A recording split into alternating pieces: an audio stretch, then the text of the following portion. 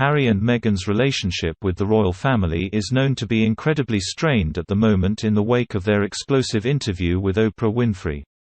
The Duke of Sussex has repeatedly revealed new details about his misery as a working royal too, and recently said he found London quite triggering, because he associated it with memories of his mother, Princess Diana. Early into their married life, the couple also relocated to Windsor's Frogmore Cottage. They even spent £2.4 million of taxpayer money renovating the old property, although they have since paid this back. The Sussexes have since settled in California, Meghan's home state, and Harry has only visited the UK once since March 2020. Yet, the two started off their marriage by paying homage to the most famous occupant of one of London's most well-known landmarks, Princess Diana, who lived in Kensington Palace. Harry's late mother is described as Kensington's most famous resident, in the Channel 5 documentary, Kensington Palace, Behind Closed Doors, which also notes how one of her iconic outfits is always on display to the public in the palace. Diana was known to love London, and chose to continue living in Kensington Palace throughout her marriage and even after her divorce from Prince Charles. One of her favourite locations of the royal estate was the sunken gardens, where she would reportedly go to seek quiet solace. Speaking to Channel 5, Graham Dillamore, the palace's gardens and estates manager, said, "I'll always remember meeting Princess Diana in the garden here. She always popped by. She would sometimes be on a jog. I think she even tried rollerblading once, which didn't work too well."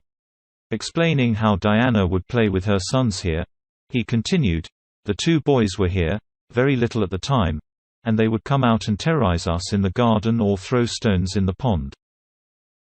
In a touching tribute to his mother, Harry then chose to take his engagement photographs at Kensington Palace, in the sunken gardens, in November 2017. Mr. Dillamore said, "It was fantastic that they chose the sunken gardens as a location to make that announcement and have all their press photographs. Especially for some of us who remember Harry as a young child throwing stones or feeding fish. And here he was, a great young man with a beautiful bride-to-be, announcing his royal engagement." The program also claimed that many visitors to Kensington Palace are drawn in by Diana's appeal, rather than the allure of the current residents. It explained, "But even today, over 20 years after her death, it's still Prince Harry's mother Diana who attracts most visits to Kensington Palace."